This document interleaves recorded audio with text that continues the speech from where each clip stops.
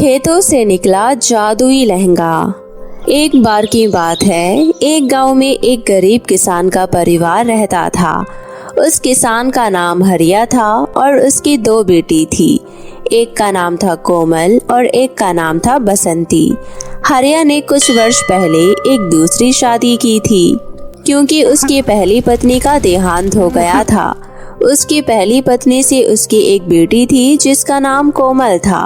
कोमल के पालन पोषण के लिए उसने अपनी पत्नी की मौसी की बहन से शादी की। शादी के अगले ही साल उसने भी एक लड़की को जन्म दे दिया।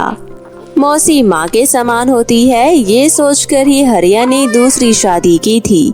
परंतु कोमल की मौसी ने उसे कभी माँ का प्यार नहीं दिया। वो हमेशा अपनी बेटी का ही ध्यान रखती थी और वो कोमल पर जरा भी ध्यान नहीं देती थी। हरिया एक गरीब किसान था। वो एक जमीन के छोटे से टुकड़े पर खेती करता था। उसी से वो अपने घर का गुजारा चलाता था। हरिया अपनी दोनों बेटियों से बहुत प्यार करता था। कोमल और बसंती भी अपने पिता से बहुत प्यार करती थी, पर दोनों बहनों में प्यार नहीं था। वो दोनों एक दूसरे से ठीक तरह से बात भी नहीं करती थी। बसंती अक्सर कोमल की शिकायत अपनी माँ से करती थी। बसंती कोमल को डांटती थी और मारती भी थी, जबकि कोमल बसंती से 2 वर्ष बड़ी थी। एक दिन कोमल और बसंती आपस में लड़ रही होती हैं। तभी बसंती की माँ वहाँ पर आ जाती है। माँ देखो ना, ये मुझे परेशान कर रही है और इसने मुझे आज बहुत मारा है। मैं इसे कुछ भी नहीं कहती हूँ, फिर भी मुझे जानबूझकर पंगे लेती रहती है ये। नहीं नहीं मौसी माँ, आपकी कसम, मैंने बसंती को कुछ भी नहीं कहा है। ये झूठ बोल रही है। नहीं माँ, ये झूठ बोल रही है। ये आपकी हमेशा झूठी कसम खाती है ताकि आप मर जाओ। मेरी झूठी कसम खाती है तू? मुझे मारना चाहती है? मैं तुझे बहुत अच्छे से जानती हूँ। तू हमेशा बसंती को परेशान करती है। वो तुझसे छोटी है तो क्या हुआ, उसकी माँ अभी जिंदा है। अभी समझा रही हूँ, सुधर जा, नहीं तो तुझे घर से बाहर निकाल दूंगी, समझी? इस तरह बसंती की माँ उसे हमेशा बचा लेती थी और कोमल को बहुत डांटती थी। कोमल बेचारी अपनी मौसी को पलटकर जवाब नहीं देती थी। फिर भी कोमल की मौसी कोमल को जरा भी पसंद नहीं करती थी। कोमल घर के सभी काम करती थी ताकि उसकी माँ खुश हो सके, परंतु ये सब करने के बावजूद भी वो कभी खुश नहीं होती थी। एक दिन खेतों में काम करते करते हरिया को दिल का दौरा पड़ा और दिल का दौरा पड़ने से उसकी मौत हो जाती है। समय पर वहाँ पर कोई नहीं पहुँच पाता, इस वजह से कोई उसकी मदद नहीं कर पाता है। जब कोमल अपने पिता को खाना देने के लिए खेतों पर जाती है तो वो अपने पिता को खेतों में पड़ा हुआ देखकर कहती है, अरे पिताजी, आप तो बीच खेतों में ही लेट गए हो। बाहर कितनी तेज धूप हो रही है। देखो, मैं आपके लिए गर्मा गर्म खाना बना कर लेकर आई हूँ। चलो जल्दी से खाना खा लो। कोमल बहुत देर तक अपने पिता को उठाने का प्रयास करती है, पर उसके पिता जरा से भी हलचल नहीं करते। ये देखकर कोमल जोर जोर से रोने लगती है और वहाँ पर आसपास के लोग इकट्ठा हो जाते हैं। अरे क्या हुआ बेटी, क्यों तुम इतनी जोर जोर से रो रही हो? देखो ना, पिताजी उठ नहीं रहे हैं। मैं कितनी देर से उठा रही हूँ इन्हें। तभी गांव के लोग हरिया को हाथ लगाकर देखते हैं। तब उन्हें पता चलता है कि हरिया इस दुनिया में नहीं रहा है। वो कोमल को ये बात बता देती हैं। कोमल अपने पिता के देहांत की खबर सुनकर बहुत रोती है। उसके बाद वहाँ पर कोमल की मौसी और बहन दोनों पहुँच जाते हैं, पर उन्हें हरिया का इस दुनिया से जाने का बिल्कुल दुख नहीं था। वो हरिया का अंतिम संस्कार कर देते हैं और उसके बाद वो हरिया की जमीन को बेच देते हैं और उसी से घर का खर्चा चलाते हैं। कोमल और बसंती बड़ी हो जाती है। कोमल गांव के एक घर में झाड़ू पोछा का काम करने जाती थी, जिससे उसे कुछ पैसे मिल जाते थे, और दूसरी तरफ बसंती वो पूरा दिन इधर उधर घूमती रहती थी और गांव के लोगों को परेशान करती थी। जब भी कोमल को उसके महीने की तनख्वाह मिलती थी, बसंती उससे पैसे छीन लेती थी और उनसे पार्टियां करती थी। एक दिन कोमल को अपने पिता की बहुत याद आती है। तभी वो अपने पिता के खेतों पर पहुंच जाती है। कोमल वहां बैठे बैठे अपने आप से बातें करती है। पिताजी, आप देख रही हैं ना, माँ और बसंती कितनी बुरी हैं। आपके जाने के कुछ महीनों बाद ही उन्होंने ये खेत की जमीन बेच दी और उन्हीं पैसों से अब वो ऐशो आराम की जिंदगी जी रही हैं। मुझसे घर के सारे काम करवाते हैं और उसके बाद मैं काम करने के लिए बाहर भी जाती हूँ। मेरी पगार मुझसे छीन लेते हैं और मुझे कुछ भी नहीं देते हैं। मैं अपने जीवन से बहुत ज्यादा परेशान हो गई हूँ। मेरा दुख सुनने के लिए यहाँ पर कोई है भी नहीं।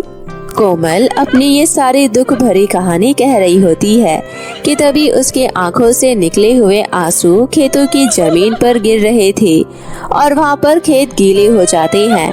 तभी वहाँ से एक चमकदार रोशनी निकलती है। ये देखकर कोमल थोड़ा डर जाती है। कोमल डरते हुए हाथों से जमीन को साफ करने लगती है। तभी वो देखती है कि जमीन में तो कोई खजाना रखा हुआ है। कोमल उस खजाने को बाहर निकालती है तो वो देखती है कि खेत में से तो लहंगा निकला है। उस लहंगे को देखकर कोमल हैरान हो जाती है।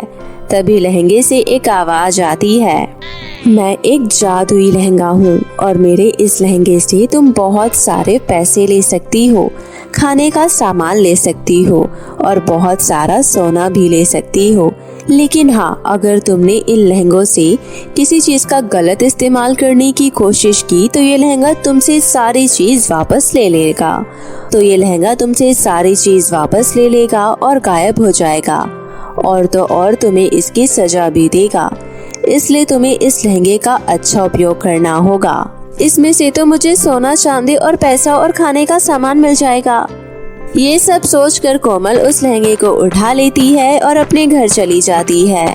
कोमल लहंगे को बिल्कुल भी नहीं छुपाती और वो अपनी माँ और बहन को सारी सच्चाई बता देती है। ये सब सुनने के बाद वो देखते हैं कि लहंगे से सोना चांदी निकल रहा है और खाने का स्वादिष्ट भोजन भी निकल रहा है और तो और पैसे भी निकल रहे हैं। ये देखकर कोमल की मौसी और बहन दोनों बहुत खुश हो जाते हैं। पैसे इकट्ठा करने के बाद कोमल की मौसी सोचती है, अरे वाह, इस लड़की के चलते तो मुझे ये जादुई लहंगा मिल गया है, पर ये लड़की अब मेरे लिए बिल्कुल जरूरी नहीं है। इसलिए मुझे कुछ करना होगा ताकि ये घर छोड़कर चली जाए और ये लहंगा मेरा हो जाए। इतना सोचने के बाद कोमल की मौसी कोमल को घर से बाहर निकाल देती है। कोमल अपनी मौसी से बहुत माफी मांगती है पर वो बिल्कुल भी दया नहीं दिखाती। कोमल बेचारी चुपचाप वहाँ से जंगल की ओर चली जाती है।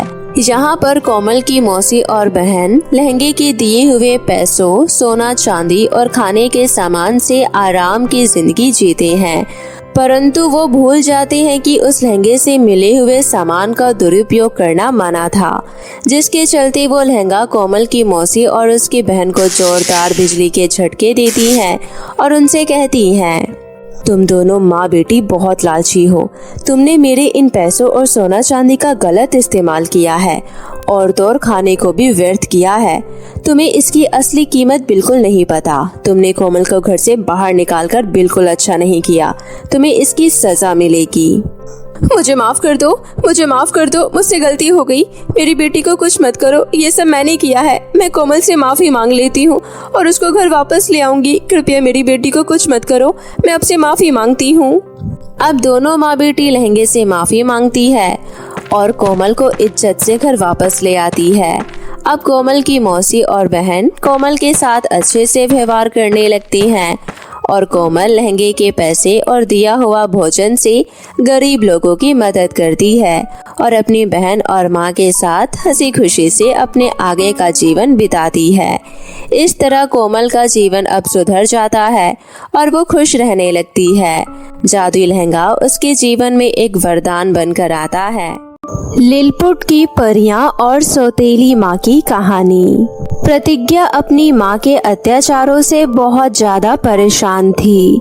प्रतिज्ञा की माँ सौतेली माँ थी, जिस वजह से वो प्रतिज्ञा से जरा भी प्रेम नहीं करती थी और इसी वजह से प्रतिज्ञा की सौतेली माँ शकुंतला प्रतिज्ञा को बहुत परेशान करती थी और वो उससे घर के सारे काम करवाती थी। प्रतिज्ञा को काम करने में कोई दिक्कत नहीं थी, परंतु काम करने के बाद भी शकुंतला प्रतिज्ञा को पेट भर खाना नहीं देती थी और तो और पूरा दिन उससे काम करवाती थी।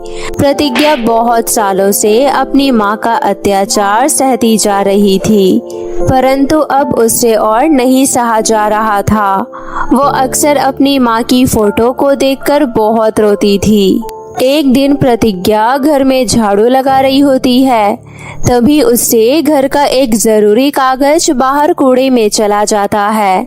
जब शकुंतला की नजर उस पे पड़ती है तो वो प्रतिज्ञा को मारने का बहाना ढूंढ लेती है और वो प्रतिज्ञा से कहती है, अंधी हो गई है क्या महारानी? तुझे दिखाई नहीं देता क्या? कितनी बार कहा है कि झाड़ू लगाकर कूड़े को 10 बार देखा कर, लेकिन नहीं। जैसे तेरी पहली माँ की हरकत थी वैसे ही तू भी करती जा रही है। लगता है तुझे सबक सिखाना पड़ेगा। आज रात को तुझे खाना नहीं मिलेगा, समझ गई? अरे माँ, आप क्या बोल रही हो? मैंने तो कूड़ा बहुत ध्यान से देखकर बाहर फेंका था और मुझे जरा भी मालूम नहीं था कि ये कागज बहुत जरूरी है। मुझे माफ कर दो माँ, मैंने सुबह से वैसे भी कुछ नहीं खाया है। मैं कुछ नहीं जानती हूँ। अगर तुमने मुझसे अच्छा बुरा कहा तो मैं तुझे घर से बाहर निकाल दूंगी, समझ गई? शकुंतला ने प्रतिज्ञा को बहुत ज्यादा डांट दिया था और प्रतिज्ञा अपना काम खत्म करके अपने कमरे में बैठकर रोने लगती है। माँ, आप मुझे यहाँ पर अकेला छोड़कर क्यों चली गई हो? काश आप मुझे अपने साथ ले जाती तो आज ये सब मुझे नहीं देखना पड़ता। ये सौतीली माँ मुझे बहुत ज्यादा परेशान करती है। मैं पूरे दिन घर का काम करती हूँ फिर भी मुझे 2 वक्त का खाना नहीं देती है। ये सब कहते कहते प्रतिज्ञा सो जाती है, क्योंकि प्रतिज्ञा ने कल पूरे दिन कुछ नहीं खाया था। इस वजह से वो बीमार हो जाती है और उसे बुखार आ जाता है, जिस वजह से वो सुबह देर से उठती है। शकुंतला प्रतिज्ञा से पहले उठ जाती है और वो देखती है कि किचन में पानी के बर्तन खाली पड़े हुए हैं। वो चिल्लाते हुए प्रतिज्ञा को आवाज लगाती है, प्रतिज्ञा कहाँ मर गई है? सुबह से कहीं दिखाई नहीं दे रही। अच्छा, अभी तक महारानी सोकर नहीं उठी है। यहाँ किचन के सारे पानी के बर्तन खाली पड़े हैं, ये कुएं से भरकर कौन लाएगा? अरे माँ, मुझे माफ कर दो, मेरी आँख खुलने में जरा देरी हो गई। मुझे कुछ अच्छा नहीं लग रहा है, मुझे बुखार सा महसूस हो रहा है। क्या आप मेरे लिए डॉक्टर से दवाई ले आएंगी?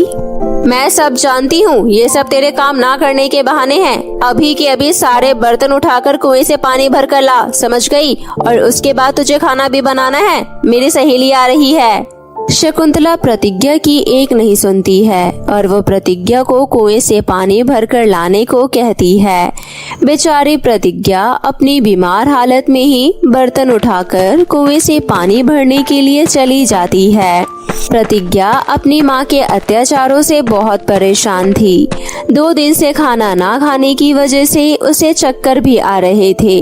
प्रतिज्ञा कुएं से पानी निकाल रही थी, तभी रस्सी ढीली होने की वजह से प्रतिज्ञा कुएं में गिर जाती है।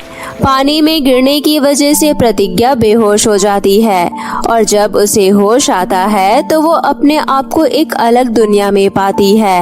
वहाँ बहुत ज्यादा हरियाली थी, सुंदर सुंदर फूल खिले हुए थे और पहाड़ दिखाई दे रहे थे। प्रतिज्ञा को कुछ अजीब लग रहा था। प्रतिज्ञा को ऐसा महसूस हो रहा था जैसे वो सारी चीज उसके सामने बहुत ज्यादा छोटी छोटी है। वो इतनी सारी चीजों को बहुत आराम से देख पा रही थी। तभी प्रतिज्ञा थोड़ा आगे बढ़ती है। प्रतिज्ञा अब एक परियों की दुनिया में पहुंच गई थी। जब प्रतिज्ञा अपना एक एक कदम आगे बढ़ाती है तब परियों को धरती हिलती हुई महसूस होती है। अरे ये क्या हो रहा है? ये धरती हिल क्यों रही है? भूकंप तो परीलोक में नहीं आता है, फिर ऐसा क्यों हो रहा है? हमें चलकर देखना चाहिए। सभी परियां इकट्ठी हो जाती है और वो धरती हिलने की वजह पता करने के लिए आगे जाती है।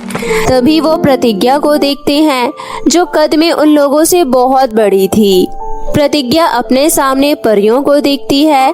परियां बहुत छोटी छोटी नजर आ रही थी। ये सब नजारा प्रतिज्ञा ने पहली बार देखा था और उसे ये सब सपना लग रहा था।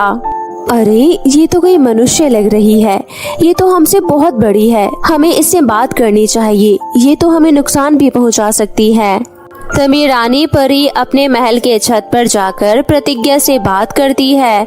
तब प्रतिज्ञा उन्हें बताती है कि किस तरह वो कुएं में गिर गई थी और वो इस दुनिया में आ गई। रानी परी सब समझ गई थी कि प्रतिज्ञा का परीलोक में आना कोई खास मकसद था। काफी समय से परीलोक में बहुत सी परेशानियां चल रही थी। उस परेशानी की वजह थी डायन। वो डायन बहुत ज्यादा खतरनाक थी, जिस वजह से परियां उनका सामना नहीं कर पाती थी और डायन काका की मृत्यु एक मनुष्य के हाथ ही लिखी हुई थी। रानी परी सब समझ जाती है कि प्रतिज्ञा का उस परिलोक में आना इसी मकसद का पूर्ण होने की संभावना है। प्रतिज्ञा, तुम हमारे परिलोक की एक मेहमान हो। तुम्हारा परिलोक में स्वागत है। मैं तुम्हें बता दूं, ये एक परिलोक नगरी है जहाँ पर सभी परियां रहती है। ये सब तो ठीक है, परंतु तुम सभी परियों का कद इतना छोटा क्यों है? प्रतिज्ञा, हम परियों का कद छोटा नहीं है, बल्कि तुम जिस कुएं से आई हो उस कुएं ने तुम्हारा कद बहुत बड़ा कर दिया है। इसके पीछे एक बहुत बड़ी वजह है। तुम्हें जल्द ही वो वजह पता चल जाएगी, परंतु अभी तुम हमारी मेहमान हो, इसलिए मैंने सभी परियों से कहकर तुम्हारे लिए एक छोटा सा घर बनवा दिया है जिसमें तुम रह सकती हो। तुम्हारे ये कपड़े भी बहुत खराब हो गए हैं। मैं तुम्हें अपनी शक्तियों से कुछ पहनने के लिए अच्छे कपड़े दे देती हूँ। उसके बाद तुम भोजन खा लो, उसके बाद हम बात करेंगे। रानी परी अपनी जादुई शक्तियों से प्रतिज्ञा के लिए बहुत ही सुंदर सी ड्रेस प्रकट कर देती है। प्रतिज्ञा उस ड्रेस को पहन लेती है। उस ड्रेस को पहनकर प्रतिज्ञा बहुत ज्यादा खूबसूरत लगती है। प्रतिज्ञा अपने घर के अंदर चली जाती है, जो घर सभी परियों ने मिलकर बनाया होता है। वो घर बहुत ज्यादा बड़ा था, जिसमें प्रतिज्ञा आराम से आ सकती थी। प्रतिज्ञा घर में बैठकर भोजन करती है। प्रतिज्ञा ने 2 दिन से कुछ नहीं खाया था और अब उसके सामने बहुत सारे स्वादिष्ट भोजन था। प्रतिज्ञा पेट भरकर खाना खा लेती है। पेट भरने के बाद प्रतिज्ञा को नींद आ जाती है और वो वहीं उस घर में सो जाती है। अगले दिन प्रतिज्ञा रानी परी से मिलने जाती है। तभी वो देखती है कि रानी परी बहुत ज्यादा उदास बैठी है। प्रतिज्ञा रानी परी से बात करती है। क्या बात है रानी परी, आप बहुत ज्यादा उदास लग रही हैं और आप यहाँ पर क्यों बैठी हैं? प्रतिज्ञा, तुम अभी यहाँ पर नई आई हो, इसलिए शायद तुम्हें पता नहीं कि ये पूरा परिलोक कितना परेशान है। रानी परी प्रतिज्ञा को परिलोक पर हो रहे अत्याचार और डायन काका की सारी बातें बताती है। प्रतिज्ञा ये सब सुनकर बहुत ज्यादा दुखी होती है, परंतु उसे वो नहीं पता होता कि प्रतिज्ञा का परिलोक में होना परिलोक को डायन काका से आजाद कराना था।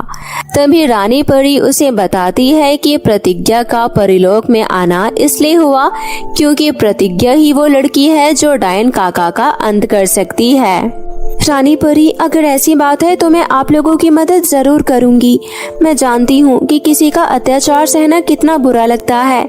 मैं आपको डायन काका से जरूर आजाद कराऊंगी, चाहे उसके लिए मुझे कुछ भी करना पड़े। इसके बाद रानी परी और बाकी परी प्रतिज्ञा को पूरा परिलोक दिखाती है।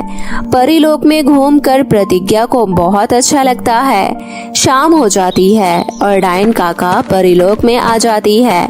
डायन काका का कद भी बहुत बड़ा था। डायन काका के कदम जमीन पर पड़ते ही सभी परियां चौकन्नी हो जाती है। रानी परी प्रतिज्ञा को बताती है कि किस तरह डायन काका को खत्म किया जा सकता है।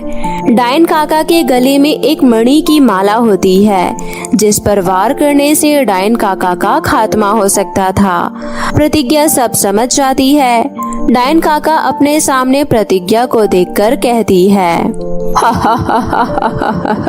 इन सभी परियों ने अपनी सुरक्षा के लिए तुझे यहाँ पर बुला लिया है, परंतु शायद इन्हें ये नहीं पता, कद बड़े होने से कुछ नहीं होता। मैं बहुत शक्तिशाली हूँ, मेरा मुकाबला कोई नहीं कर सकता है। तू चुपचाप से मेरे बीच में मत आ, मुझे बस ये परिलोक चाहिए। मैं तुम्हें ऐसा हरगिज नहीं करने दूंगी। ये परिलोक परियों का है, तुम इस तरह उनके परिलोक पर कब्जा नहीं कर सकती हो। तुम्हारी खैर इसी में है कि तुम यहाँ से चुपचाप वापस चली जाओ, नहीं तो तुम्हें खत्म होने से कोई नहीं बचा पाएगा। मामूली लड़की, लगता है तुझे मुझसे डर नहीं लगता है। मेरा सामना कर, तुझे सब पता चल जाएगा। इसके बाद प्रतिज्ञा डायन का सामना करती है। प्रतिज्ञा और डायन का मुकाबला बहुत देर तक चलता है। प्रतिज्ञा को पता था कि डायन के गले में मणि की माला है, उस पर वार करने से डायन खत्म हो जाएगी। प्रतिज्ञा मौके का इंतजार कर रही थी और वो मौका आ जाता है। प्रतिज्ञा डायन को उलझाकर उसकी माला पर वार कर देती है और वो डायन वहीं पर खत्म हो जाती है। डायन के जमीन पर गिरते ही डायन वहां से गायब हो जाती है और परी लोग अब डायन काका से आजाद हो जाती है। सभी परियां बहुत ज्यादा खुश हो जाती है और वो परीलोक में जश्न की तैयारियां करने लगती है। सभी परियां मिलकर प्रतिज्ञा के साथ जश्न करती है। उसके बाद प्रतिज्ञा वापस अपने घर जाने के लिए रानी परी से आज्ञा मांगती है। मुझे यहाँ पर काफी समय हो गया है, अब मुझे घर जाना चाहिए। घर पर मेरी माँ बहुत परेशान हो रही होंगी। तुमने बहुत अच्छा किया जो हमारी मदद की। हम तुम्हारा ये एहसान कभी नहीं भूलेंगे। प्रतिज्ञा, हम जानते हैं कि तुम धरती पर किस तरह से अपनी माँ के अत्याचार सह रही हो, परंतु फिर भी तुम्हें अपनी माँ की फिक्र हो रही है। हाँ, मैं जानती हूँ कि मेरी माँ मुझ पर बहुत अत्याचार करती है, पर मैं उनके व्यवहार के बदलने का इंतजार कर रही हूँ। मैं उनके साथ बुरा नहीं कर सकती हूँ, इसलिए मुझे उनके पास वापस जाना होगा। आज नहीं तो कल वो बिल्कुल ठीक हो जाएंगी, मुझे पूरा विश्वास है। ठीक है, हम तुम्हारा धरती पर जाने का इंतजाम करते हैं। जब तक तुम घर जाने की तैयारियां कर लो। और हाँ, तुम्हें यहाँ से जो भी अपने साथ ले जाना चाहो तुम ले जा सकती हो। इसके बाद सभी परियां मिलकर प्रतिज्ञा का बहुत बहुत धन्यवाद करते हैं, उसके ऊपर फूल बरसाते हैं और प्रतिज्ञा को वापस उसके घर भेज देते हैं। प्रतिज्ञा को घर से गायब हुए काफी समय हो गया था, जिस वजह से शकुंतला को घर के काम खुद करने पड़ते थे। शकुंतला समझ गई थी कि प्रतिज्ञा कितनी अच्छी थी और वो शकुंतला का कितना ध्यान रखती थी। शकुंतला प्रतिज्ञा को बहुत ज्यादा याद करती है। तभी वो देखती है कि प्रतिज्ञा वापस आ गई है। शकुंतला प्रतिज्ञा को गले लगा लेती है और उससे माफी भी मांगती है। प्रतिज्ञा समझ जाती है कि उसकी माँ शकुंतला बदल गई है। उसके बाद से अपनी माँ शकुंतला के साथ अपना जीवन हंसी खुशी से बिताने लगती है और प्रतिज्ञा परीलोक से अपने लिए एक जादुई बर्तन लेकर आई थी, जिस बर्तन में स्वादिष्ट स्वादिष्ट खाना मिलता था। प्रतिज्ञा अपनी माँ को उस बर्तन के बारे में बता देती है और उसके बाद दोनों माँ बेटी अपने आगे के जीवन में उस बर्तन में खाना बनाते थे और स्वादिष्ट भोजन खाते थे। इस तरह प्रतिज्ञा अपना जीवन हंसी खुशी व्यतीत करने लगती है।